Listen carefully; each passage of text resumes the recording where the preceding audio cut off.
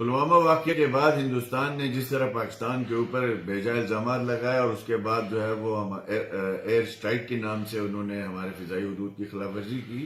اور پاکستان نے اس کا بھرپور طور پہ جواب دیا اور ان کے 2 طیارے مار گرائے گئے. ان کے پائلٹ جو ہے آج پاکستان کی کسٹڈی میں ہے.